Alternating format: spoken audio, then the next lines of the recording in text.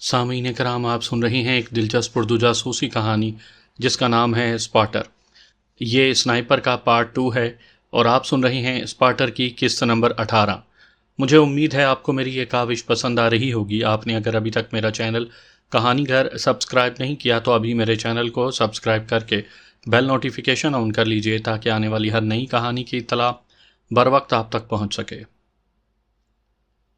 دن بھر کوئی خاص بھاگ دوڑ نہیں کی تھی مگر سو بھی نہیں سکے تھے اور اب سونے کو دل کر رہا تھا۔ لورا کی جانب پیٹھ موڑ کر میں نے آنکھیں بند کر لیں۔ سونے سے پہلے اپنے پلوشے کو تصور کی محفل میں بلانا، اس کے گلے شکوے سننا، موہنی صورت کا دیدار کرنا، کبھی اس کے ریشمی زانوں پر سر رکھنا، کبھی اس کا سر گود میں لے کر بیٹھنا، اسے رقص کرتا دیکھنا، اس کی میٹھی آواز میں گیت سننا اور ایسے بہت سے کام جو ماضی میں کر چکا تھا یا مستقبل میں کرنے کا ارادہ رکھتا تھا، سبھی کو سوچتے ہوئے سونا تھا۔ اس وقت بھی آنکھیں بند کرتے ہی وہ چھم سے سامنے آ گئی۔ بقول شاعر، دل کے آئینے میں ہے تصویر یار، جب ذرا گردن جھکائی دیکھ لی۔ ایک اور شاعر کہتا ہے، تم میرے پاس ہوتے ہو گویا جب کوئی دوسرا نہیں ہوتا۔ لیکن پلوشے سے مکالمے کی حسرت دل ہی میں رہی تھی۔ اس نے شکایتوں کا پٹارا کھولا ہی تھا کہ دروازے پر ٹھک ٹھک ہوئی۔ دستک دینے والے کا انداز بے صبری والا تھا کیونکہ اس نے دروازے کو ہلکے ہلکے بجانا جاری رکھا تھا۔ میری چھٹی حس کسی خطرے کا اعلان کرنے لگی۔ تکیے کے نیچے سے پستول برآمد کر کے میں دروازے کے قریب ہوا۔ لورا بھی بستر چھوڑ کر چوکنے انداز میں دروازے کے ساتھ پیٹھ جوڑ کر کھڑی ہو گئی تھی۔ پستول اس نے تیاری حالت میں پکڑا ہوا تھا۔ چابی کے سوراخ سے جھانکنے پر مجھے نسوانی لباس کی جھلک دکھائی دی اور وہ کپڑے مکان مالکن کی چھوٹی بیٹی نے پہنے تھے جو ہمیں کھانا دینے آئی تھی۔ پستول نیفے میں اڑس کر میں نے بے آواز کنڈی کھولی۔ کیا بات ہے؟ دروازے میں جھری کر کے میں نے کوفت بھرے انداز میں پوچھا۔ وہ متوحش انداز میں بولی، بھیا گھر میں ڈاکو گھسے ہیں، امی جان پولیس کو گھنٹی کر رہی ہیں، آپ لوگوں نے اندر ہی رہنا ہے۔ یقیناً اسے ماں نے یہ اطلاع دینے بھیجا تھا۔ اندرونی عمارت رات کو بند کر دی جاتی تھی اور ڈاکوؤں کے دروازہ توڑنے سے پہلے انہوں نے مکینوں کو باخبر کرنا ضروری سمجھا تھا۔ ڈاکو؟ میں نے حیرانی ظاہر کی۔ تمہیں کیسے پتا؟ میں چھت پر کال کرنے گئی تب دیکھا چند کالے لباس والے گھر کی دیوار کود کر اندر آ رہے تھے۔ ماتا جی کو بتایا تو انہوں نے آپ لوگوں کو مطلع کرنے کا کہا اور خود پولیس کو فون کر رہی ہیں۔ اس نے سرعت سے تفصیل بتائی۔ آپ دروازہ بند کر دیں، میں دوسرے کرایہ داروں کو بتا دوں۔ خوش قسمتی سے وہ سب سے پہلے ہمارے پاس آئی تھی اور یوں وقت ضائع ہونے سے بچ گیا تھا۔ اس کا نام پونم تھا، عمر 17-18 سال ہوگی، اور اس عمر کی لڑکی رات کو چھت پر کس سے بات کر رہی ہوگی اس بارے میں اندازہ لگانے کو زیادہ عقل مند ہونا ضروری نہیں۔ موبائل فون نے جہاں بہت سی آسانیاں لائی ہوئی ہیں وہیں جوان لڑکیوں کے والدین کے لیے بہت سی خرابیاں اور آزمائشیں بھی پیدا کی ہیں۔ خیر میرے پاس اتنا وقت نہیں تھا کہ پونم صاحبہ کو نصیحتیں جھاڑ سکتا۔ اس نے بر وقت اطلاع دے کر ہمیں خبردار کیا تھا، ورنہ وہ کمرہ ہمارے لیے چوہے دان ثابت ہوتا۔ میں نے جیب سے چند بڑے نوٹ نکال کر اس کی مٹھی میں پکڑائے۔ بیٹا، کسی کو بتانے کی ضرورت نہیں، تم اپنی ماں کے پاس جاؤ، وہ ڈاکو نہیں ہمارے دشمن ہیں۔ اسے ہکا بکا چھوڑ کر میں بیڈ کی طرف بڑھا۔ لورا تیار ہو جاؤ، چھاپا پڑا ہے، اور چپل اتار کر اسپورٹس شوز پاؤں میں ڈالنے لگا۔ لورا نے بھی صورت سے بوٹ پہنے۔ ہم نے بوٹوں کے تسمے اس انداز میں باندھے ہوئے تھے کہ تسمے ڈھیلے کیے بغیر بوٹ پہن اور اتار سکتے تھے۔ ایسی چھوٹی موٹی باتوں کی وضاحت اس لیے کرتا رہتا ہوں تاکہ سامعین کو ہمارے طریقہ کار اور احتیاطوں کے بارے میں کچھ نہ کچھ اندازہ ہوتا رہے۔ SR1 اور وشال سے حاصل کی ہوئی رقم بیگ ہی میں پڑی تھی۔ بیگ کو کاندھوں پر لاد کر میں نے سائلنسر لگا گلوک ہاتھ میں تھاما اور محتاط انداز میں کمرے سے باہر نکل آیا۔ لورا ایک قدم پیچھے تھی۔ یقیناً پونم نے ہمارے دشمنوں ہی کو دیکھا تھا، اور ایجنسیوں کا طریقہ یہی ہوتا ہے کہ پہلے ہدف کو چاروں طرف سے گھیرتے ہیں پھر ہلہ بولا جاتا ہے۔ ہماری خوش قسمتی کہ جوں ہی انہوں نے گھیراؤ شروع کیا پونم نے دیکھ لیا، اور اب ان کے وہم و گمان میں بھی کہاں تھا کہ کوئی محبت کی ماری چھت پر چڑھی محبوب سے ہم کلام ہوگی۔ راہداری فی الحال خالی تھی، کسی بھی وقت دوستوں کی آمد متوقع تھی۔ دروازے سے باہر نکلنا کسی صورت مناسب نہیں تھا۔ یقیناً اتنی دیر میں انہوں نے اندرونی عمارت کو چاروں طرف سے گھیر لیا ہوگا۔ میرے قدم چھت کی طرف بڑھ گئے۔ پہلے بھی کئی بار بتا چکا ہوں کہ تربیت یافتہ سپاہی کسی بھی جگہ کو ٹھکانہ بناتے وقت پہلے فرار کے راستوں کو کھوجتا ہے، اور دشمن کے علاقے میں تو اس کی ضرورت بہت بڑھ جاتی ہے۔ اس عمارت کے سامنے اور عقب میں گلی تھی، دائیں بائیں دوسرے مکانات تھے۔ بائیں طرف کے مکان کی چھت اور عمارت کی چھت کے مابین 9-10 فٹ کا ہوائی فاصلہ تھا، عام آدمی کے لیے 9-10 فٹ زیادہ فاصلہ ہو سکتا ہے، سنائپر کے لیے نہیں۔ مجھے یقین تھا عقبی گلی اور دائیں بائیں کے مکانات کو بھی دشمنوں نے نظر انداز نہیں کیا ہوگا۔ ساتھ والی چھت پر اگر دشمن موجود تھے بھی تو ان کی تعداد زیادہ نہیں ہو سکتی تھی۔ سامنے کے رخ ہمیں سخت مزاحمت کا سامنا ہونا تھا، اور جب لڑائی ہتھیاروں کی ہو تو جسمانی اچھل کود ثانوی رہ جاتی ہے۔ گولی تربیت یافتہ اور عام آدمی کے جسم میں تمیز نہیں کرتی۔ البتہ تربیت یافتہ سپاہی گولی سے بچنے کے کئی گر جانتا ہے، اور یہی بات اسے بچنے میں مدد دیتی ہے۔ لورا بغیر استفسار کے میرے پیچھے ہو لی۔ بلا شبہ اس نے بھی فرار ہونے کو راستے کی کراولی کی تھی۔ پونم بدحواسی میں نیچے اتری تھی اور اسے دروازہ بند کرنا یاد نہیں رہا تھا۔ سیڑھیاں چڑھتے ہی میری رفتار میں کمی آئی اور نیچے جھکتے ہوئے میں چھت پر پہنچا۔ چھت پر روشنی کا انتظام نہیں تھا، مگر اطراف کے اونچے مکانات کی روشنی کی وجہ سے مل گجا اجالا پھیلا تھا۔ میں پوری طرح دروازے سے باہر نہیں ہوا تھا کہ ہلکا دھماکہ سنائی دیا۔ کوئی چھت پر کودا تھا۔ یقیناً جس راستے سے میں فرار کا منصوبہ سوچے ہوئے تھا، دشمن نے اسی راستے سے چھت پر اپنے آدمی اتارے تھے۔ نیچے کا گھیراؤ یوں بھی مکمل تھا۔ ایک چھت باقی تھی اور یہاں دشمنوں کا قبضہ ہونے کے بعد ہمارے پاس صرف گرفتاری کی راہ بچنی تھی۔ اپنا چھت پر دھرا قدم واپس کھینچتے ہوئے میں رک گیا۔ لورا نے بھی دھماکہ سن لیا تھا۔ قریب ہو کر اس نے منہ میرے کان سے لگایا۔ زیادہ سے زیادہ 2 ہوں گے، ایک ایک گولی ضائع کر دیتے ہیں، نیچے ان کی تعداد زیادہ ہوگی۔ متفق ہوتے ہوئے میں نے اسبات میں سر ہلایا اور کندھوں سے بیگ نکال کر نیچے رکھ دیا تاکہ حرکت میں آسانی ہو۔ اچانک ایک اونچی سرگوشی میری سماعتوں میں گونجی، یہیں انتظار کرتے ہیں۔ ساتھ ہی کسی نے دروازے کی طرف ٹارچ کی روشنی پھینکی۔ اگر احتیاط کی وجہ سے ہم دروازے سے ذرا پیچھے نہ ہوتے تو لازماً نظر آ جاتے۔ بے وقوف، روشنی مت کرو، ساتھی نے اسے سختی سے ڈانٹا۔ روشنی بجھی، ساتھ ہی اس نے صفائی دی۔ دروازے کو دیکھ رہا تھا، میرا خیال ہے اسے باہر سے بند کر دینا بہتر رہے گا۔ روشنی کیے بغیر بھی ایسا کیا جا سکتا ہے، جاؤ بند کراؤ۔ مسلسل 2 آوازیں سن کر ان کی تعداد کی تصدیق ہو گئی تھی۔ مزید انتظار بیکار تھا کہ وقت گزرنے کے ساتھ ان کا گھیرا سخت ہو جانا تھا۔ میں نے لورا کو چھو کر حرکت میں آنے کا اشارہ کیا، ساتھ ہی سرگوشی کی، قتل نہ کرنا، بے ہوش کرنا۔ اس نے اسبات میں سر ہلا دیا۔ ہم ایک ساتھ باہر نکلے، ہاتھ اوپر۔ حرکت کی تو جان سے جاؤ گے، میں پست مگر دبنگ لہجے میں بولا۔ ان کے ہاتھ میکانکی انداز میں اٹھ گئے تھے۔ الٹا گھومو۔ اگلا حکم صادر کرتے ہی ہم ان کے قریب پہنچ گئے تھے۔ ان کا گھومنا اور ہمارے پستولوں کے دستے کا ان کے سر پر پڑنا ایک ساتھ ہوا۔ زوردار کراہ کے ساتھ دونوں ڈھیر ہو گئے۔ میں واپس مڑا اور بیگ اٹھا لیا۔ لورا ان کی تلاشی لینے لگی۔ میرے دروازہ بند کرنے تک وہ ان کے وائرلیس سیٹ پر قابض ہو چکی تھی۔ وائرلیس کی آواز کافی بلند ہوتی ہے اور دور دور تک سنائی دیتی ہے۔ اسی وجہ سے عمارتی علاقے میں کارروائی کرنے والی سپاہ وائرلیس سیٹوں میں ہینڈ فری کا استعمال کرتے ہیں، جس کی وجہ سے تیز آواز نہیں ابھرتی۔ لورا نے وائرلیس سیٹ اٹھا کر ہینڈ فری کان میں لگا لی تھی۔ میں نے محتاط رہنے کا مشورہ دیا۔ خیال رکھو دوسری چھت پر کوئی موجود نہ ہو۔ وہ تدبر سے بولی۔ عمارت کو چاروں طرف گھیرنے اور چھت پر قبضہ ہونے کے بعد وہ اپنی سپاہ کو پھیلانا پسند نہیں کریں گے۔ وہ برطانیہ فوج کی مایہ ناز کیپٹن تھی، بلا شبہ جنگی چالوں اور تلاشی گھیراؤ کی کارروائیوں سے اچھی طرح واقف تھی۔ چلو پھر، میں دوسری چھت کی طرف بڑھ گیا۔ اسی وقت عمارت کے اندرونی دروازے کو زور سے دھڑ دھڑایا گیا، ساتھ ہی میگا فون پر کرخت آواز بلند ہوئی۔ عمارت چاروں طرف سے ہمارے گھیرے میں ہے، کسی نے بھاگنے یا غلط حرکت کرنے کی کوشش کی تو نتیجے کا ذمہ دار خود ہوگا۔ لورا اور میں بھاگتے ہوئے چھت کے کنارے تک پہنچے اور پھر ہمارے جسم ہوا میں بلند ہوئے۔ دوسری چھت پر قدم لگتے ہی ہم نے جسم سمیٹتے ہوئے لوٹ لگائی تھی۔ ٹانگوں کی مشقت کم کرنے اور پاؤں وغیرہ کو موچ سے بچانے کو یہ بہترین طریقہ ہے۔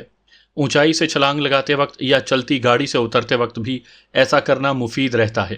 خوش قسمتی سے چھت خالی تھی۔ اگلے 2-3 مکانات کی چھتوں کا فاصلہ قریب قریب تھا۔ جوں ہی ہم نے تیسرے مکان کی چھت پھلانگی، لورا نے انکشاف کیا، انہیں ہمارے فرار کا پتہ چل گیا ہے۔ نیچے اترو۔ میں سیڑھیوں کی طرف بھاگا، مگر دروازہ اندر سے قفل تھا۔ لکڑی کے دروازے نے مجھے فائر کرنے پر اکسایا اور دروازے کے قفل پر سائلنسر کی نال رکھ کر میں نے لبلبی دبا دی۔ ٹھک کی آواز سے دروازہ کھل گیا تھا۔ دروازہ کھول کر ہم آگے پیچھے اندر گھسے۔ اسی وقت تڑتڑاہٹ کی بھیانک آواز بلند ہوئی۔ نامعلوم کسی پر نشانہ سادھا گیا تھا یا ہوائی فائر تھا۔ بدحواسی میں دشمن سے کوئی بھی احمقانہ حرکت بعید نہیں تھی۔ پہلے میگا فون کے اعلان اور پھر فائرنگ کی آواز نے یقیناً علاقہ مکینوں کو کونوں خدروں میں دبکنے پر مجبور کر دیا تھا۔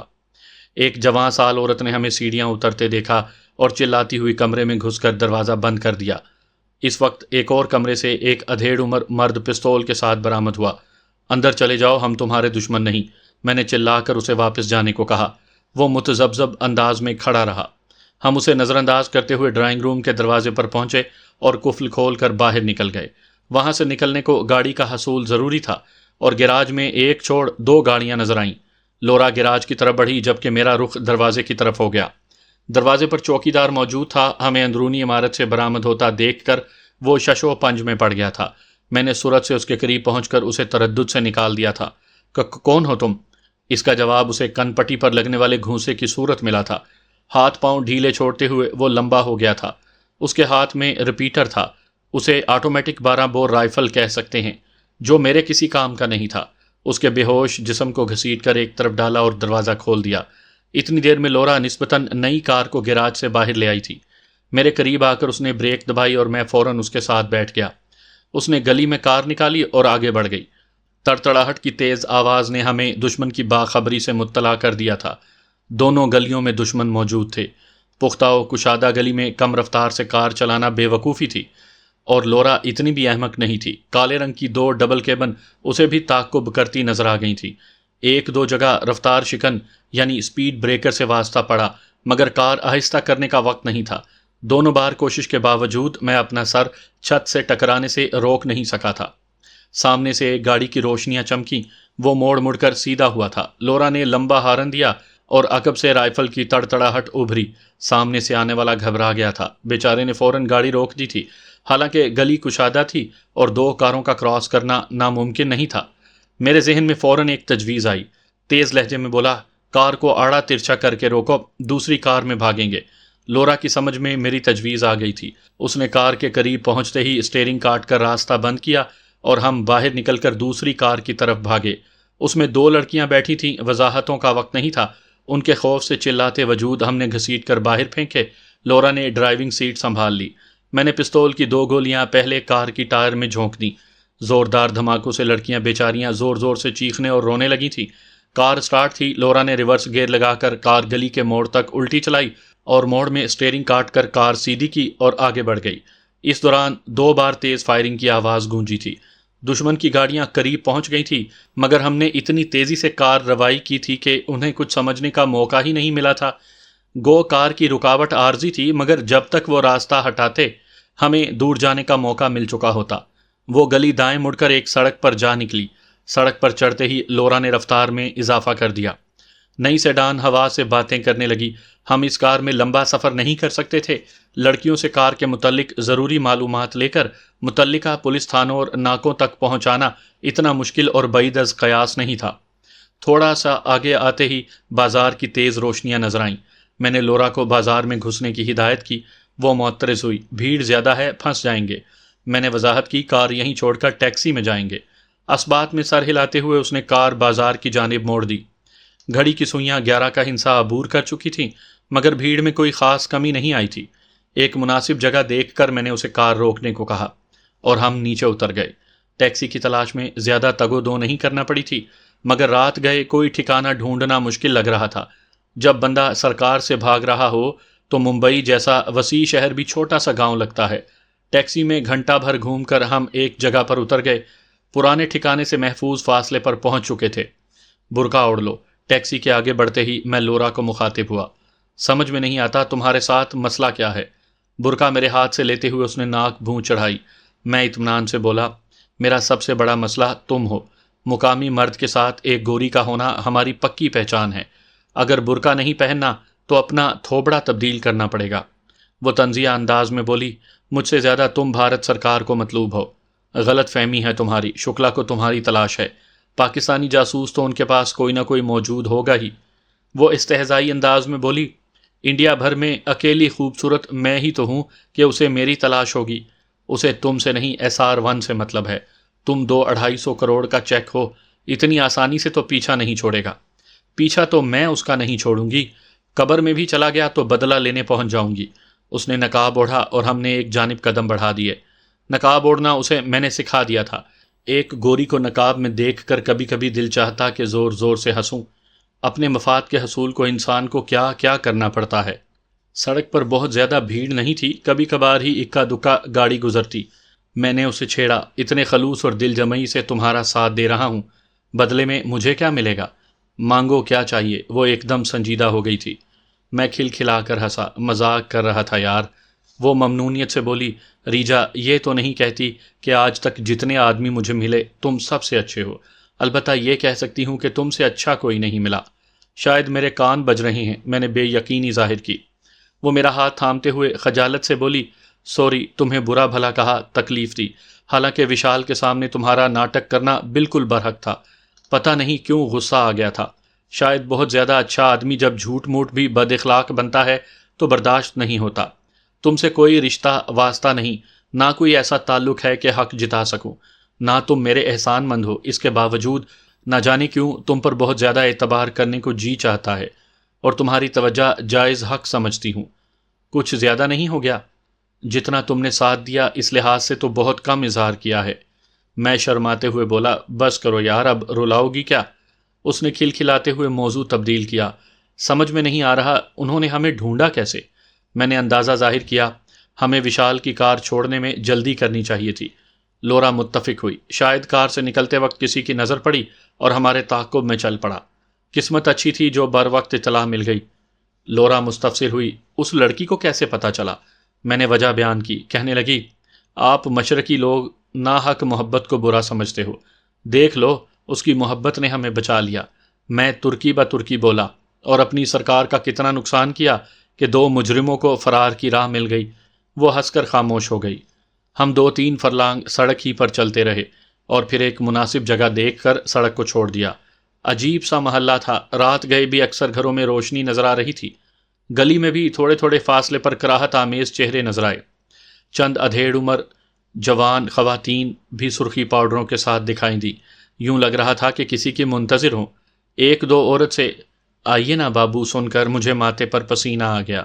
انہوں نے لورا کی بھی پرواہ نہیں کی تھی جو میرے ساتھ چل رہی تھی۔ یہ ساری کال گرلز ہیں نا؟ لورا نے بھی پہچان لیا تھا۔ میں نے خیال ظاہر کیا، لگتا ہے کسی ایسے ہی محلے میں آپ پھنسے ہیں، اور شاید یہ جگہ محفوظ بھی ہے۔ اس نے تیکھے لہجے میں پوچھا، ریجا تمہاری نیت کیا ہے؟ میں نے اسے متون کیا، تھوڑی دیر پہلے اتنی تعریفیں کر رہی تھی، اتنی جلدی اپنی رائے سے رجوع کر لیا؟ وہ کھلکھلائی، مرد کو بگڑتے دیر تو نہیں لگتی نا؟ ایسا کچھ نہیں ہے، اور اکٹھے ہی رہیں گے۔ وہ اطمینان سے بولی، جو مناسب سمجھو۔ اسی وقت ایک مکروہ صورت مرد 2 قدم لے کر قریب ہوا۔ شاید یہ نقاب والی تمہیں خوش نہ کر سکے، ہمارے پاس ہر عمر، ہر رنگ، ہر نسل کا مال دستیاب ہے بابو، ایک بار موقع دے کر دیکھیں۔ میں نے کانوں کو ہاتھ لگاتے ہوئے کہا، بھگوان کا خوف کرو یار، اتنی مشکل سے اپنی محبت پائی ہے۔ اس نے پیلے دانتوں کی نمائش کی، کبھی کبھی منہ کا ذائقہ بدلنے کو باہر کا کھانا بھی چکھ لینا چاہیے۔ اس کے بہت مواقع ملیں گے، اور یہ بتاؤ رہائش کا بندوبست ہو جائے گا جہاں میں سکون سے اپنی محبوبہ کے ساتھ رات گزار سکوں؟ وہ مکاری سے بولا، نئے نویلے جوڑے کے لائق ایک کمرہ ہے تو صحیح، بالکل محفوظ، جہاں پولیس کیا چڑیا بھی پر نہیں مار سکتی۔ البتہ کمرے کا کرایہ سن کر لوگ پیچھے ہٹ جاتے ہیں۔ میں ڈینگ مارنے کے انداز میں بولا، تم کرایہ بتاؤ، اپنی محبوبہ کے لیے اتنی قربانی تو دے سکتا ہوں، 2000 خرچ کرنا پڑیں گے۔ میں بدکتے ہوئے بولا، اتنی زیادتی تو نہ کریں، 5 اسٹار ہوٹل تو نہیں کہ ایک رات کا 2000 لگے، 100 کم دے دینا۔ اس نے حاتم تائی کی قبر پر لات ماری، زیادہ سے زیادہ 1500 دے سکتا ہوں۔ میں نے جان بوجھ کر سودے بازی کی تاکہ ہم اسے مشکوک نہ لگیں۔ ٹھیک ہے، نکالو پیسے۔ وہ فوراً مان گیا۔ میں نے کہا، جگہ تو دکھاؤ، اگر اچھی لگی تو ہو سکتا ہے ہم شادی کے بعد بھی چند دن وہاں گزارنا پسند کریں۔ چلو۔ وہ خوش دلی سے سر ہلاتا ہوا آگے بڑھ گیا۔ اس کی میت میں ہم ایک پرانے مکان میں داخل ہوئے جس میں کافی کمرے تھے۔ کچھ کمروں کے دروازے اندر سے بند تھے، کچھ کے دروازوں کے پٹ کھلے ہوئے تھے، غالباً وہ مہمانوں کے منتظر تھے۔ برآمدے سے گزرتے ہوئے مختلف کمروں کے اندر سے چوڑیوں کی کھنکھناہٹ اور دبی دبی ہنسی سنائی دیتی رہی۔ وہ ہمیں کونے کے ایک کمرے میں لے گیا۔ کمرے کی اندرونی حالت توقع سے زیادہ بہتر تھی۔ پرانا سا ڈبل بیڈ جس پر صاف ستھری چادر بچھی تھی، 2 تکیے جن کے غلاف نئے تو نہیں البتہ دھلے ہوئے ضرور تھے، 2 فوم والی کرسیاں، ملحقہ بیت الخلاء و غسل خانہ، کھڑکی پر لٹکے رنگدار پردے، چھت کا پنکھا، روشنی کا خاطر خواہ انتظام۔ مجموعی طور پر وہ رہنے کے قابل تھا۔ کیسا ہے بابو؟ اس نے داد چاہنے والے انداز میں پوچھا۔ بہتر ہے۔ میں نے 500 والے 3 نوٹ اس کی جانب بڑھا دیے۔ اس نے آنکھ میچی۔ پینے پلانے کا شوق ہے تو بندوبست ہو سکتا ہے۔ تمہارا نام کیا ہے؟ جگنیش۔ میں رکھائی سے بولا، جگنیش صاحب تھوڑی تنہائی درکار ہے۔ وہ معنی خیز کہا بلند کرتا ہوا باہر نکل گیا۔ دلال کے نکلتے ہی لورا نے نقاب اتارتے ہوئے کراہت آمیز لہجے میں کہا، کتنی گندی جگہ پر لے آئے ہو۔ میں نے پیشکش کی، تمہاری نظر میں اس سے بہتر جگہ ہے تو وہاں چلتے ہیں۔ وہ معترض ہوئی، ایک ہی بستر پر کیسے لیٹیں گے؟ کمرے میں چارپائی لگانے کی گنجائش ہے، میں منگوا لیتا ہوں۔ میں نے پیشکش کی۔ وہ بیڈ پر گرتے ہوئے بولی، خیر اتنے بے اعتبارے بھی نہیں ہو کہ چارپائی منگوانے پر زور دوں۔ میں معنی خیز لہجے میں بولا، گویا اسے ڈیٹ کی دعوت سمجھوں۔ وہ منہ بناتے ہوئے بولی، غالباً تم چارپائی لانے جا رہے تھے۔ میں نے عذر پیش کیا، ویسے وہ سوچے گا تو ضرور کہ دو پریم پنچھی علیحدہ علیحدہ کیوں سو رہے ہیں۔ اس نے کہا لگایا، کہہ دینا اب تک شادی نہیں ہوئی، اور مشرقی لڑکیاں تو شادی سے پہلے قریب نہیں آنے دیتی نا۔ میں ہنستا ہوا باہر نکل آیا۔ جگنیش کے علاوہ کسی سے واقفیت نہیں تھی۔ نامعلوم اس نے کہاں ملنا تھا۔ ایک لڑکا سگریٹ کے کش لگاتا ہوا سیڑھیوں سے نیچے اترا۔ میں نے آواز دی، لڑکے جگنیش کہاں ملے گا؟ وہ رکتے ہوئے بولا، جگنیش استاد کے کمرے کی طرف جا رہا تھا۔ اور استاد کا کمرہ کہاں ہے؟ دوسری منزل پر سیڑھیوں کے دائیں جانب والا پہلا کمرہ۔ شکریہ دوست۔ یہ کہہ کر میں سیڑھیوں کی طرف بڑھ گیا۔ دوسری منزل پر پہنچتے ہی میں دائیں طرف کے پہلے کمرے کی طرف بڑھا۔ دستک کو ہاتھ اٹھایا ہی تھا کہ جگنیش کے الفاظ سن کر چونک گیا۔ ماں قسم استاد سچ کہہ رہا ہوں، سالے کے بیگ میں نقدی نہ بھی ہوئی، زیور تو لازمی ملے گا۔ لڑکی بھی زبردست ہے، اتنے سفید ہاتھ ہیں سالی کے کہ چھونے سے میلے ہو جائیں، اور گھریلو مال کی تو مانگ بھی بہت زیادہ ہے۔ ایک بھاری آواز ابھری، کسی بڑے خاندان کی ہوئی تو لینے کے دینے پڑ جائیں گے۔ جگنیش نے غلیظ لہجے میں استاد کی ہمت بڑھائی۔ آپ ڈرنے کب سے لگے ہیں استاد؟ اس کے یار کا گلا کاٹ کر پھینک دیں گے، اور سالی نے تعاون نہ کیا تو چند بڑے گاہکوں کو پیش کرنے کے بعد یار کے پیچھے بھجوا دیں گے۔ اس دوران خود بھی مستفید ہو لیں گے۔ ایسا موقع کبھی کبھار ہی ملتا ہے۔ استاد نے مکروہ انداز میں کہا، چلو پھر سہاگ رات اسی کمرے ہی میں منا لیتے ہیں۔ بلا شبہ میں تیزی میں درستی بھول گیا تھا۔ اگر چارپائی کے لیے اس کے پیچھے نہ آیا ہوتا تو بے خبری میں بھاری نقصان اٹھانا بھی پڑ سکتا تھا۔ اب میں ان سے وہیں نبٹنا ضروری سمجھتا تھا۔ ان کے باہر نکلنے سے پہلے میں دروازے کو دھکیلتا ہوا اندر داخل ہوا۔ سائلنسر لگے پستول کی جھلک دیکھتے ہی ان کے چہرے پر ہوائیاں اڑنے لگی تھیں۔ کیا بات ہے بابو؟ گفتگو کی ابتدا جگنیش نے کی تھی۔ شاید میرے پاس جا رہے تھے، تمہیں زحمت سے بچانے کو میں خود حاضر ہو گیا ہوں۔ نہیں تو، جگنیش نے صفائی دینا چاہی، مگر اس کی بات مکمل ہونے سے پہلے میری بھرپور لات اس کے پیٹ میں لگی تھی۔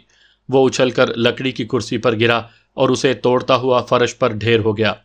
استاد سنبھل کر بولا، جوان ہمارے ساتھ پنگا لینا مہنگا پڑ سکتا ہے۔ پنگا نہیں لے رہا استاد، قتل کرنے آیا ہوں۔ تمہارا بوجھ دھرتی کے سینے سے ہٹانا سب سے بڑا پون ہے۔ یہ کہتے ہی میں نے جگنیش کی کھوپڑی میں گولی ٹھوک دی۔ وہ اوندھے منہ گر کر ہاتھ پاؤں جھٹکنے لگا۔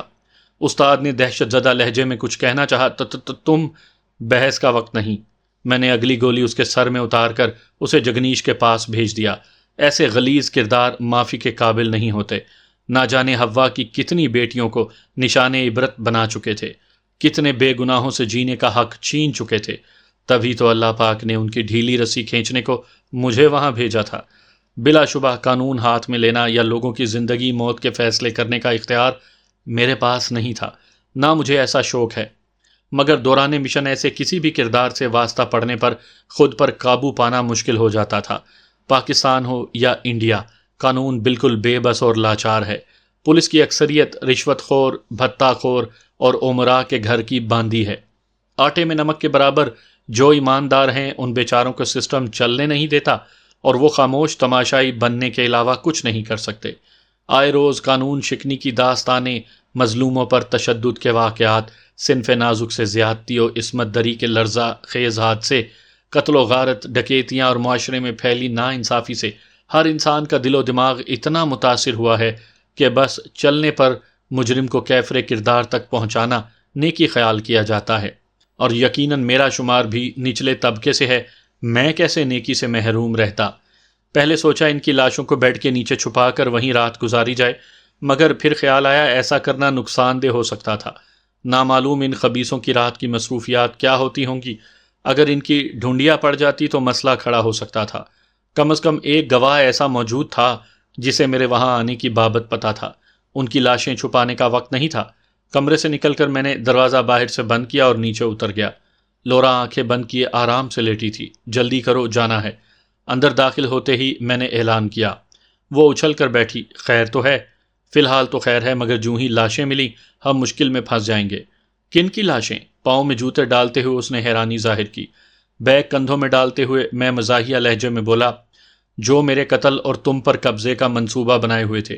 وہ شرارتی انداز میں بولی، تمہیں غصہ اپنے قتل کے منصوبے پر آیا یا مجھ پر قبضے کی جسارت پر؟ اچھا سوال ہے۔ میں نے برقع اس کی طرف پھینکا۔ مگر یہ بالکل بھی اچھا نہیں۔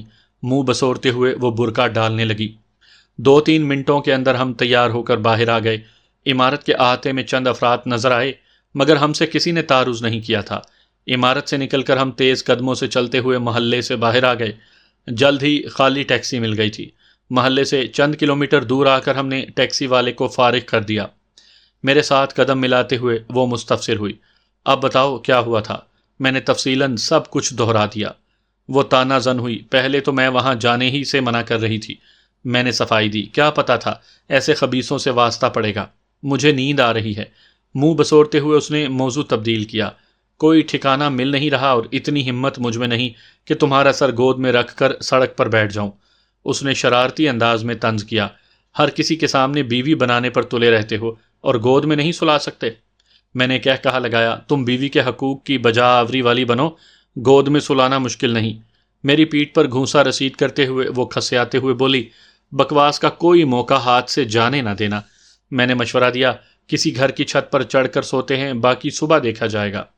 کہنے لگی، کوئی خالی گھر مل جاتا تو مزہ آ جاتا۔ خالی گھر تلاش کرنے کا وقت نہیں، بھرے ہوئے گھر ہی پر اکتفا کرنا پڑے گا۔ چلو پھر۔ وہ نزدیکی گلی کی جانب مڑ گئی۔ گلی کے شروع ہی میں لوہے کے بورڈ پر ہنومان نگر لکھا ہوا نظر آ رہا تھا۔ اگر میں اکیلا ہوتا تو کسی پارک یا فٹ پاتھ پر بھی سو جاتا، مگر لورا کی وجہ سے یہ ممکن نہیں تھا۔ رات 2/3 گزر چکی تھی۔ ہم مسلسل سفر میں تھے۔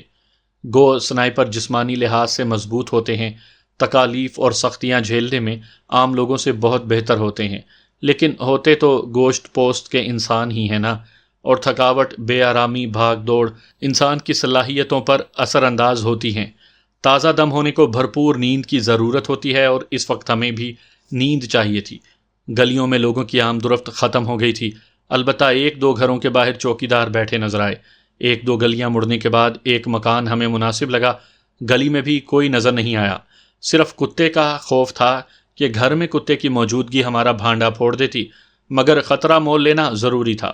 بیگ لورا کے حوالے کر کے میں نے اچھل کر دیوار کا سرا پکڑا اور ہاتھوں کے بل اٹھ گیا۔ لمحہ بھر دیوار کے اوپر گزار کر میں نے صحن میں نگاہ دوڑائی۔ کوئی خطرہ نظر نہ آنے پر احتیاط سے اندر کود گیا۔ نیچے اتر کر 1-2 منٹ دیوار کی جڑ میں دبکا رہا۔ کوئی رد عمل ظاہر نہ ہونے پر داخلی دروازے کی طرف بڑھا، مگر بڑے اور ذیلی دروازے پر لٹکے تالوں نے میرا منہ چڑھایا۔ مجبوراً مجھے دوبارہ دیوار پر چڑھنا پڑا۔ لورا دروازہ کھلنے کی منتظر تھی۔ میں نے شش کر کے اسے متوجہ کیا۔ وہ قریب آئی۔ اس سے بیگ لے کر میں نے دیوار کے راستے اسے اندر آنے کو کہا اور دوبارہ اندر کود گیا۔ منٹ بھر کے بعد وہ میرے پاس تھی۔ بیگ کندھوں میں ڈال کر میں کھڑا ہوا۔ برآمدے پر لگا بلب مختصر صحن میں اجالا کر رہا تھا۔ اندرونی عمارت کی بغل کے ساتھ لوہے کی سیڑھی لگی تھی۔ ہم محتاط انداز میں سیڑھیاں چڑھ کر اوپر پہنچ گئے۔ چھت کافی کشادہ تھی۔ جدید طرز کے مکان کے سارے کمروں کی ایک ہی چھت تھی۔ یہ کچے کوٹھے نہیں تھے کہ چھت پر چلنے والے کے پاؤں کی آواز اندر سنائی دیتی۔ اس کے باوجود ہم محتاط انداز میں چلتے ہوئے چھت کے درمیان میں پہنچے اور ایک دوسرے سے چند فٹ فاصلہ رکھ کر لیٹ گئے۔ بیگ میں نے لورا کے حوالے کر دیا تھا تاکہ بطور تکیہ سر کے نیچے رکھ سکے۔ برقع اتار کر اس نے نیچے بچھایا تھا۔ بلا شبہ وہ بھی تربیت یافتہ سنائپر تھی، مگر اس کا عورت پن کسی بھی سہولت پر پہلا حق اسے دیتا تھا۔ ہم دونوں کا ایک ساتھ سونا بھی مناسب نہیں تھا، اس وجہ سے میں نے آنکھیں بند کرنے کی ضرورت محسوس نہیں کی۔ لورا البتہ اطمینان سے سو گئی تھی۔ جلد ہی بھاری سانسوں کی آواز اس کے گہری نیند میں ہونے کا پتہ دینے لگی۔ میری پلکیں بھی بھاری ہونے لگیں۔ مجبوراً مجھے اٹھ کر بیٹھنا پڑا۔ نیند بھگانے کو میں باری باری چاروں کونوں پر جا کر دائیں بائیں علاقے کا جائزہ لینے لگا۔ مکان کے دائیں اور سامنے سے گلی گزر رہی تھی۔ 2 جانب دوسرے مکانوں کی دیوار ملی تھی۔ بائیں جانب کے مکان کی چھت کا فاصلہ 2-3 فٹ کے بقدر ہوگا۔ گھنٹہ بھر کے جائزے کے بعد میں لورا کے پاس لوٹ آیا۔ وہ بے سدھ لیٹی تھی۔ میں نے آلتی پالتی مار کر آنکھیں بند کی اور اپنی پلوشے کے پاس پہنچ گیا۔ ملگجا اجالا ہوتے ہی میں پانی کی ٹینکی کے ساتھ جا بیٹھا۔ لورا لیٹنے کی وجہ سے دور سے نظر نہیں آ سکتی تھی۔ طلوع آفتاب کے ساتھ لورا نے آنکھیں کھول دیں۔ بیٹھ کر توبہ شکن انگڑائی لیتے ہوئے اس نے میری طرف سر گھمایا، بیگ اور برقع اٹھا کر قریب آ گئی۔ تمہیں نیند نہیں آئی؟ میرے قریب بیٹھتے ہوئے اس نے ٹینکی کی دیوار سے ٹیک لگا لی۔ میں نے نفی میں سر ہلا دیا۔ میری آنکھوں میں جھانکتے ہوئے وہ مسکرائی۔ تمہارے خیال میں ایک کا جاگنا ضروری تھا، ہے نا؟ میں طنزیہ انداز میں بولا، تمہارا خیال کیا کہتا ہے؟ وہ بگڑ کر بولی، طنز کی ضرورت نہیں، نیند آئی تھی تو جگا دیتے، اتنی کمزور نہیں ہوں۔ شکوہ کس نے کیا ہے؟ وہ خفگی سے بولی، اپنے لہجے پر غور کرو۔ میں نے طنز تمہارے سونے پر نہیں، تمہارے مشورے پر دیا ہے۔ کیا تمہیں معلوم نہیں دونوں کا ایک ساتھ سونا کتنا نقصان دہ ہو سکتا ہے؟ اس نے نرمی سے مشورہ دیا، اچھا اب سو جاؤ، ٹینکی گھنٹہ ڈیڑھ تو دھوپ سے بچائے گی نا؟ اور میں نے آنکھیں بند کر لیں، یہاں تک کہ دھوپ نے تیز ہو کر جاگنے پر مجبور کیا۔ گھنٹے ڈیڑھ کی نیند نے چاقو چوبند کر دیا تھا۔ ہم پانی کی ٹینکی کے غربی جانب بیٹھے تھے، مگر دھوپ سر پر آ گئی تھی۔ گو موسم کافی حد تک تبدیل ہو گیا تھا۔ اکتوبر میں بھی دھوپ اتنی سخت نہیں ہوتی، پھر بھی بے آرام کر رہی تھی۔ لورا نے اطلاع دی، ساتھ والے مکان کی چھت پر ایک عورت گیلے کپڑے بچھا رہی تھی۔ ہم پر نظر پڑی، کافی غور سے دیکھ رہی تھی، مگر کچھ کہے بغیر نیچے اتر گئی۔ میں فکر مندی سے بولا، کب؟ میرا مطلب کتنی دیر ہو گئی؟ اس نے اندازہ لگایا، آدھ پون گھنٹہ ہو گیا ہوگا۔ احمق عورت، مجھے جگا دیا ہوتا۔ میں فوراً کھڑا ہو گیا۔ کیوں؟ وہ سراسیما ہوئی۔ میں نے وضاحت کی، بے شک وہ ہمیں نہ پہچان سکے، مگر اتنا اندازہ آسانی سے کر سکتی ہے کہ ہم اس گھر کے نہیں ہیں۔ وہ معترض ہوئی۔ دوسری چھتوں پر بھی اکا دکا افراد نظر آ رہے تھے۔ بیگ کندھوں میں پہنتے ہوئے میں نے اسے سمجھایا، باقی کسی کام کو چھت پر چڑھے ہوں گے، ہماری طرح ٹینکی سے ٹیک لگائے کوئی نہیں بیٹھا ہوگا۔ اس نے تکرار کی، ایک لڑکی اور لڑکے کو جب کوئی پہلو بہ پہلو بیٹھا دیکھے گا تو اس کا دھیان کدھر جائے گا؟ میں جھلاتے ہوئے بولا، جب کھوپڑی میں بھیجا نہ ہو تو ایسے ہی سوالات جنم لیتے ہیں۔ وہ معترض ہوئی، یہ میری دلیل کا جواب نہیں۔ بے وقوف، اتنے قریبی پڑوسی کیا گھر کے مکینوں سے واقف نہیں ہوں گے؟ انجان لڑکی اور لڑکے کو دیکھ کر گھر والوں سے پوچھیں گے نہیں کہ تمہاری چھت پر دو پریم پنچھی کیا کر رہے ہیں؟ اور جب مکین پہچاننے سے لا علمی ظاہر کریں گے تو کیا نتیجہ نکلے گا؟ وہ نادم ہوئی، سوری، اس طرف تو میرا دھیان نہیں گیا تھا۔ میں نے اندازہ لگایا، یقیناً چند منٹ کے بعد وہ دوبارہ بھی اوپر آئی ہوگی۔ لورا نے اس بات میں سر ہلایا، آئی تو تھی مگر ہماری طرف دیکھے بغیر کپڑوں کو درست کیا اور لوٹ گئی۔ سیڑھی کی طرف قدم بڑھاتے ہوئے میں تل ملاتے ہوئے بولا، تمہاری عقل تب بھی گھاس چرتی رہی؟ وہ روحانسی ہوئی، اچھا اب سوری کہہ تو دیا نا؟ اور میرے خیال میں وہ فکرہ مکمل نہ کر پائی، پولیس کی گاڑیوں کے سائرن نے اسے متوحش کر دیا تھا۔ کیا؟ ہاں، میں نے اس کی سوچ اچکی، یہ ہماری میزبانی کو آ رہے ہیں۔ اور سیڑھیاں اترنے کے بجائے دوسرے مکان کی طرف بڑھ گیا۔ اگر پولیس واقعی اسی مکان کی طرف آ رہی تھی تو گاڑیوں کو وہاں پہنچنے میں چند منٹ سے زیادہ وقت نہ لگتا۔ ہم مکان سے نکل کر زیادہ دور نہیں جا سکتے تھے، اس کے بجائے چھتوں پر بھاگ کر دور نکلنا زیادہ مناسب رہتا۔ 2-3 فٹ کا فاصلہ پھلانگ کر ہم جو ہی دوسری چھت پر کودے، اسی لمحے سیڑھیوں سے ایک عورت کا سر ابھرا۔ ہمیں دیکھتے ہی وہ سرعت سے واپس پلٹی۔ یقیناً ہماری مشکلات بڑھانے والی وہی تھی۔ ایک بار تو جی کیا کہ کم از کم اسے ڈانٹ ہی دوں، مگر پھر وقت کی کمی آڑے رہی۔ یوں بھی اس کا فعل اصولوں کے خلاف نہیں تھا۔ ہم قانون کی نظر میں مجرم تھے اور ایسے انجان لوگوں کے بارے میں پولیس کو مطلع کرنا اس کا فرض تھا۔ جب تک ہم دوسرے مکان سے تیسرے مکان پر منتقل ہوتے، پولیس کی گاڑیاں اس گھر کے سامنے پہنچ گئی تھیں۔ ایجنسیوں اور پولیس کے طریقہ کار میں بنیادی فرق یہی ہے کہ پولیس ساز باجے کے ساتھ مجرموں کی سرکوبی کو روانہ ہوتی ہے، یوں جیسے اعلان کرتی آ رہی ہو کہ بھاگنا ہے تو نکل جاؤ ورنہ ہم پکڑنے آ رہے ہیں، جبکہ ایجنسی والے ہدف کو خاموشی سے گھیرنے کی کوشش کرتے ہیں۔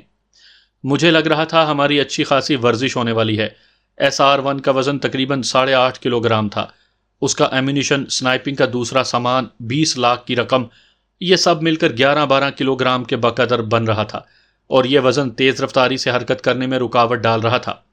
تیسرے مکان کی چھت پر پلاسٹک کی 2 چھوٹی ٹینکیاں پڑی تھیں۔ سرعت سے فیصلہ کرتے ہوئے میں نے ایک ٹینکی کا ڈھکن کا اٹھا کر بیگ اندر پھینک دیا۔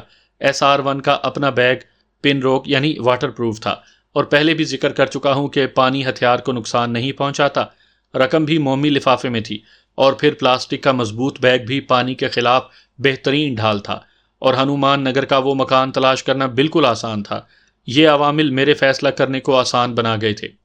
فی الحال جان بچانے کی ضرورت تھی، سامان بعد میں بھی وصول کیا جا سکتا تھا۔ البتہ اتفاق سے گھر والے ٹینکی کو کھول کر دیکھ لیتے تو ان کے وارے نیارے ہو جاتے۔ لورا نے میرے فعل پر کوئی تبصرہ نہیں کیا، البتہ مجھے رکتا دیکھ کر اس کے قدم بھی تھم گئے تھے۔ ٹینکی کا ڈھکن برابر کر کے میں بھاگ پڑا۔ میرا ساتھ دیتے ہوئے وہ کہنے لگی، کہیں ٹکنے ہی نہیں دے رہے؟ میں طنز کرنے سے باز نہ آیا۔ تم بے وقوفی نہ کرتی تو کم از کم آرام سے رخصت ہوتے۔ وہ چپ ہو گئی۔ پولیس کی گاڑیوں کے سائرن آگے بڑھائے تھے، یقیناً انہیں ہمارے بھاگنے کی بابت اور سمت کا پتہ چل چکا تھا۔ چوتھے مکان کی چھت عبور کرتے ہی آگے گلی کا خلا تھا، جو 15-16 فٹ سے زیادہ تھا، اور کوئی لانگ جمپ کا کھلاڑی ہی اسے پھلانگنے کا حوصلہ کر سکتا تھا۔ ہم چھت سے روشن دان کے چھجے اور وہاں سے کھڑکی کے چھجے پر منتقل ہوئے۔ اس کے بعد زمین پر کودنا مشکل نہ تھا۔ وہ گھر ہمارے لیے چوہے دان ثابت ہو سکتا تھا۔ باہر نکلو، لورا کی سوالیہ نظروں کا جواب دیتے ہوئے میں دیوار کی طرف بڑھا۔ اسی وقت سفید رنگ کا ایک چھوٹا سا کتا کسی کونے سے برآمد ہوا اور بھونکنے لگا۔ ایک بار تو اسے چپ کرانے کا سوچا، مگر پھر یہ فالتو لگا۔ خواہ مخواہ اسے ہلاک کرنا مناسب نہ تھا۔ اس کی ذمہ داری اجنبیوں کی نشاندہی کرنا تھی، اور بیچارہ وہی تو کر رہا تھا۔ دیوار کی اونچائی 7 فٹ کے قریب تھی، ہمیں پھلانگنے میں کوئی دقت نہیں ہوئی تھی۔ گلی میں کودتے ہی میری باتیں کھل گئیں۔ سامنے دکانوں کی قطار تھی۔ ایک منہنی سا لڑکا موٹر سائیکل کی سیٹ پر بیٹھا آئس کریم سے لطف اندوز ہو رہا تھا۔ مجھے وہ غائبانہ امداد ہی لگی تھی۔ وہ عام موٹر سائیکل تھی۔ میں سرعت سے آگے بڑھا۔ پولیس گاڑیوں کے سائرن گلی کی نکڑ تک پہنچ گئے تھے۔ میں نے جیب سے پستول برآمد کیا۔ تم تھوڑی دیر پیدل چلنے کا کشٹ اٹھاؤ مہاراج۔ پستول کی نال سے میں نے لڑکے کو پیچھے ہٹنے کا اشارہ کیا۔ اس کے چہرے پر ہوائیاں اڑنے لگی تھی۔ فوراً اٹھ کر پیچھے ہو گیا۔ چابی اگنیشن ہی میں تھی۔ چابی گھما کر میں نے کک لگائی اور لورا کے بیٹھتے ہی گیئر لگا کر آگے بڑھ گیا۔ تبھی پولیس کی جیپ نے موڑ کاٹا۔ لوگوں کی چیخو پکار سے اندازہ ہوا کہ وہ انہیں ہماری طرف متوجہ کر رہے ہیں۔ گلی کافی کشادہ تھی اور جیپ تیز رفتاری سے ہمارے قریب پہنچ سکتی تھی۔ میں نے ریس گھما کر رفتار بڑھائی۔ چوتھے گیئر میں موٹر سائیکل خطرناک انداز میں آگے بڑھ رہی تھی۔ گلیوں میں زیادہ رکاوٹوں کی وجہ سے تیز رفتاری عموماً نقصان دہ ہوتی ہے، لیکن وہ وقت سود و ضیاع کی سوچ کا نہیں تھا۔ پولیس جیپ کا سائرن اور ہارن بھی تسلسل سے بجنا شروع ہو گیا تھا۔ لورا نے فکر مندی سے مشورہ دیا، ریجا رفتار بڑھاؤ۔ میں نے سامنے سے آنے والی موٹر سائیکل کو بچایا۔ اچانک ماحول تڑتڑاہٹ سے گونج اٹھا۔ لوگ بھاگ کر دکانوں میں گھسنے لگے۔ ایک پھیری والا اپنی ریڑھی گلی کے وسط میں لا کر پیچھے پلٹنے کو موڑ کاٹ رہا تھا۔ فائرنگ سنتے ہی سراسیما ہو کر ریڑھی کو وہیں چھوڑا اور ایک دکان میں گھس گیا۔ بڑی مشکل سے میں نے موٹر سائیکل کو ریڑھی سے ٹکرانے سے بچایا۔ ایک دم بریک لگانے کی وجہ سے موٹر سائیکل گرنے والی ہو گئی تھی۔ ہینڈل موڑ کر میں ریڑھی کے عقب سے نکلا۔ ایک بار پھر تڑ ہوئی۔ لورا کے ہونٹوں سے زوردار کرا خارج ہوئی تھی۔ کیا ہوا؟ رفتار بڑھاتے ہوئے میں متوحش ہوا۔ وہ بمشکل بولی، گولی لگی ہے، سنبھل کر بیٹھنا۔ گھبراتے ہوئے میں نے رفتار مزید بڑھا دی۔ تڑتڑاہٹ پھر گونجی۔ گولیاں شاں شاں کی آواز سے میرے سر کے اوپر سے گزری تھی۔ پولیس والوں کی بوکھلاہٹ پر حیرانی ہو رہی تھی، کیونکہ سرے بازار گولیاں چلانا احمقانہ فعل اور اختیار سے تجاوز کرنا تھا۔ وہاں عام لوگ موجود تھے۔ فلم کی شوٹنگ نہیں ہو رہی تھی کہ یوں فائر کھولا جاتا۔ لورا نے سر میرے کندھے پر ٹیک دیا تھا۔ اس کی آہیں آہستہ آہستہ بلند ہونا شروع ہو گئی تھی۔ گولی کہاں لگی ہے؟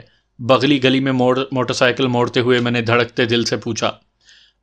کمر پر، وہ بمشکل بول پائی تھی۔ گولی لگنے کی تکلیف اور پھر موٹر سائیکل کی غیر آرام دہ سواری، وہ دوہری مصیبت میں گرفتار ہو گئی تھی۔ بغلی گلی میں بازار کی نسبت بہت کم بھیڑ تھی۔ رفتار آخری حد تک بڑھاتے ہوئے میں نے ہدایت کی، میری کمر کس کر پکڑے رہو۔ اس کا بایاں ہاتھ بغل سے نیچے میرے پیٹ پر آ گیا، جبکہ دوسرا ہاتھ غالباً زخم پر دھرا تھا۔ زخم کو دبا کر رکھنا میں نے بھی ہدایت دینا ضروری سمجھا تھا۔ موٹر سائیکل کی نسبت جیپ کو موڑ کاٹنے میں چند لمحے لگے تھے۔ اس دوران میں ایک تنگ گلی کے نزدیک پہنچ گیا تھا، جہاں جیپ کا داخلہ ممکن نہیں تھا۔ میں فوراً اندر گھس گیا۔ 2 لڑکے پہلو بہ پہلو چلتے ہوئے آ رہے تھے۔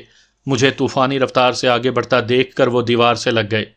جوں ہی تنگ گلی سے ملحق پہلی گلی آئی، میں نے موٹر سائیکل اس میں موڑ دی، کیونکہ تنگ گلی کی نکڑ پر کھڑے ہو کر پولیس والے ہمیں نشانہ بنا سکتے تھے۔